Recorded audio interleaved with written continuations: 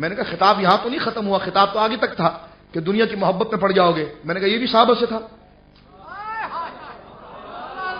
یہ بھی صحابہ سے تھا. اور اگر آپ یہ کہو کہ نہیں جناب یہ فلانے کے لیے تھا، یہ فلانے کے لیے، میں نے کہا نہیں، لاکن کو لا کر جملے کو جوڑ دیا گیا ہے، اور یہ اصولی طور پر استدراک کے لیے ہے. ما قبل جملے کے اندر وہم اور جو شک تھا اس کے ربط کو آگے بیان کیا گیا ہے. پتا چلا صحابہ تو پہلے ہی رب کریم نے آیتیں اتار کر ان کو قطعی جنتی کہہ دیا ہے، لیکن سید عالم صلی اللہ علیہ وسلم نے اپنی امت کی اکثریت کے لیے بات فرمائی ہے کہ میری امت اکثریت، امت اجابت جو ہے وہ کبھی شرک کے اندر مبتلا نہیں ہوگی. ہاں دنیا میں اتار چڑھاؤ ان کا رہے گا، کبھی یہ بیچ دیا، کبھی یہ کر دیا، کبھی یہ کر دیا، اس میں وہ لگے رہیں گے، مجھے اس بات کا ڈر ہے، لیکن شرک ان کے دل میں نہیں آئے گا میرا کلمہ پڑھنے کے بعد. یہ ساری چیزیں واضح ہو گئی ہیں، اور میں اپنی گفتگو کو ختم کرتا ہوں. لفظ شرک ہی کی وضاحت تھی. آنے والا دوسرا مقدمہ حقوق والدین پر چند نادر بحث میرے امام نے پیش کی ہے، انشاءاللہ وہ میں آپ کی خدمت میں آئندہ درس میں زندگی رہی تو عرض کروں گا. میں یہاں پر اس موضوع کو وقت مکمل ہو گیا ہے اس ختم کرتے ہوئے اس لیے عرض کر رہا ہوں کہ میری امت شرک نہیں کرے گی لیکن دنیا کی محبت میں مبتلا ہو جائے گی. یہ نہیں ہوگا، یہ ہوگا، یہ نہیں ہوگا، یہ ہوگا. پھر حضور نے ایک اپنا خطبہ فرمایا لیکن جس چیز کو میں منع کر رہا ہوں نا یہ نہیں ہوگا، کچھ ظالم قرآن پڑھ کر میری امت پر یہی فتوے لگائیں گے. یعنی کسی بزنس مین کے پاس اگر کروڑ روپے ہیں تو اس پر کوئی خودکش نہیں پھٹے گا، خودکش پھٹے گا تو اس پر پھٹے گا کہ جو میری محبت و تعظیم کی بات کرے گا، اور اس کو ذہن دیا جائے گا یہ سارے مشرک ہیں. یہ نہیں کہا جائے گا یہ سیٹ ہے، سیٹوں میں گھس کے پھٹ جاؤ. کہ دنیا داروں میں نہیں کریں گے، فتویٰ شرک کا دیں گے. اور حضور نے فرمایا کہ میں تو پہلے کہہ رہا ہوں کہ شرک نہیں ہوگا، دنیا داری ہوگی. انہوں نے اپنا اینگل بھی چینج کیا ہے. اپنا دنیا داروں میں جا کر پھٹتے تو کہا جا سکتا ہاں حضور نے فرمایا دنیا داری بہت ہوگی لہذا یہ تدارک کے لیے شاید یہ کچھ لوگ آ گئے. لیکن حضور جو میں عرض کرنا چاہ رہا ہوں، سمجھ رہے ہیں جو میں آپ کو سمجھانا چاہ رہا ہوں، حضور یہ ارشاد فرما رہے ہیں کہ شرک نہیں ہوگا، دنیا داری ہوگی. شرک نہیں ہوگا، دنیا داری ہوگی.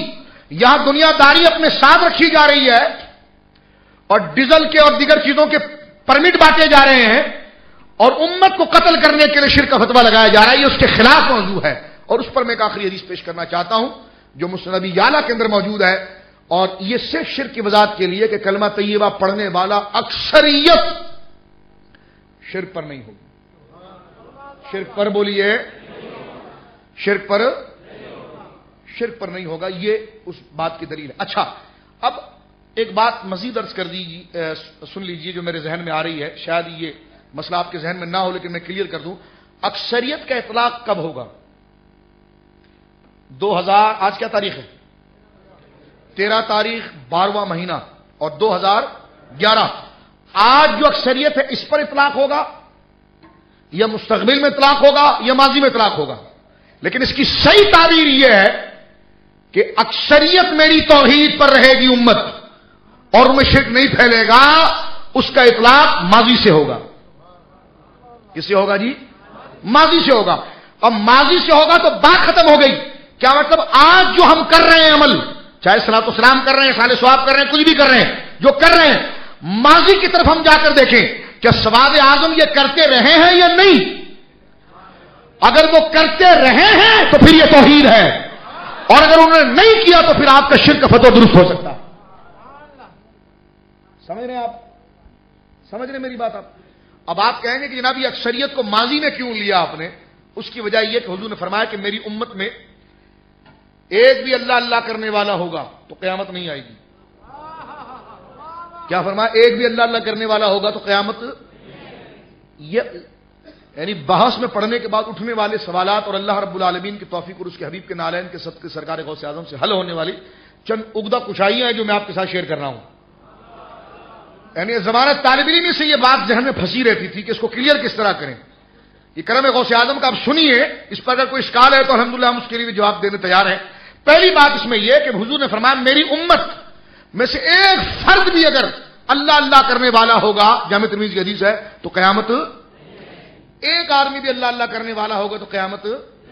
اور دوسری جگہ پر حدیث ہے کہ میری امت کا ایک بڑا گروہ ہمیشہ حق پر رہے گا. ابھی 2 حدیثیں اپنے سامنے رکھی. اور حضور نے فرمایا سواد اعظم کی اتباع کرو، بڑے گروہ کی اتباع کرو. میری امت کا بڑا گروہ ہمیشہ حق پر رہے گا. میری امت کا بڑا گروہ ہمیشہ حق پر رہے گا. اور دوسری حدیث میں کہ ایک آدمی بھی اللہ اللہ کرے گا تو قیامت نہیں آئے گی. یہ دونوں حدیثوں کو میں سامنے رکھ کر غور کرنے لگا کہ وہ ایک ہے تو وہ بڑا گروہ تو نہیں ہے. ایک آدمی بڑا گروہ تو نہیں ہے نا. ایک آدمی تو بڑا گروہ نہیں ہے. اور حضور نے فرمایا ایک آدمی بھی اگر اللہ اللہ کرے گا قیامت نہیں آئے گی. اور دوسری طرف فرمایا بڑے گروہ کی اتباع کرو. تو میں نے دیکھا کہ اس حدیث کو صرف دیکھیں آپ کہ ایک آدمی بھی اللہ اللہ کرنے والا ہوگا قیامت نہیں آئے گی، تو ہے تو یہ تنہا. اور حضور نے فرمایا بڑا گروہ ہمیشہ میرا حق پر رہے گا، ہر دور میں بڑا گروہ رہے گا. تو یہ تو ایک ہی رہ گیا، یہ بڑا گروہ کیسے ہے؟ سمجھ رہے ہیں؟ حضور نے فرمایا ہر دور میں میری امت کا ایک بڑا گروہ حق پر ہوگا. اور اس کے مقابلے پر ایک آ رہا ہے کہ ایک کلمہ پڑھنے والا بھی ہوگا تو قیامت. میں حدیث کو ظاہر سے نہیں ہٹانا چاہتا. ظاہر سے ہٹائیں گے تو کئی معنی اس کے بن سکتے ہیں، لیکن ظاہری حدیث پر یہ عمل اگر آپ کریں کہ ایک آدمی اگر ہے اور وہ جب تک اللہ اللہ کر رہا ہے قیامت نہیں آئے گی. اور حضور کا یہ بھی وعدہ ہے کہ میری امت ہر دور کے اندر بڑا گروہ موجود رہے گا. تو جس وقت وہ اللہ اللہ تنہا کر رہا ہے تو وہ بھی تو ایک دور ہے، اس میں بڑا گروہ کون سا ہے؟ اب بڑا گروہ اگر کوئی ہوتا تو پھر وہ ایک کیسے رہتا؟ پھر یہ ایک بھی تو ان میں شامل ہو جاتا. سمجھ رہے ہیں اعتراض؟ سمجھ رہے ہیں آپ؟ تو یہ ایک کیسے ہے؟ تو جواب آیا کہ وہ ہے تو ایک ابھی، لیکن ترجمان بڑے گروہ کا ہے.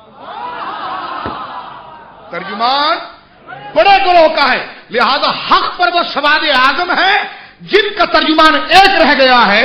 یہ بولنے میں ایک ہے، فکر میں سواد اعظم ہے.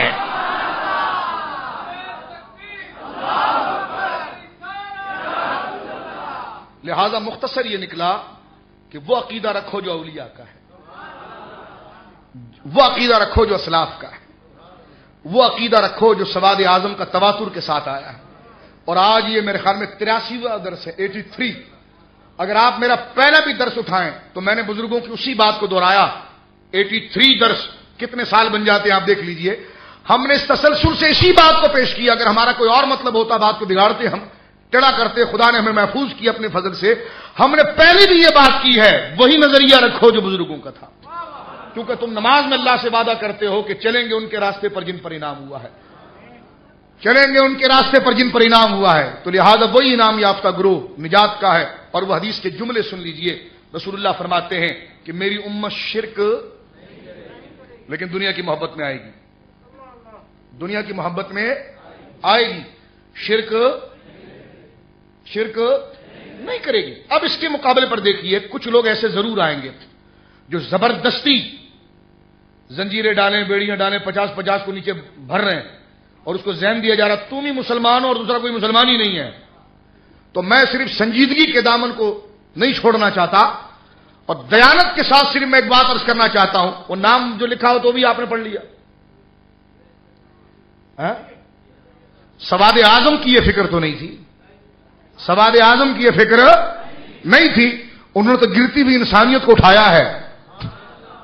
انہوں نے تو اپنے منہ کا لقمہ دوسرے کے منہ میں دیا ہے. انہوں نے تو شفقت و محبت کی وہ مہربانیاں کی ہیں کہ لوگ اپنے باپ اور اپنے رشتہ داروں کو چھوڑ دیا انہوں نے، اور ان کی محبت میں ان کے ساتھ بیابانوں میں نکل گئے.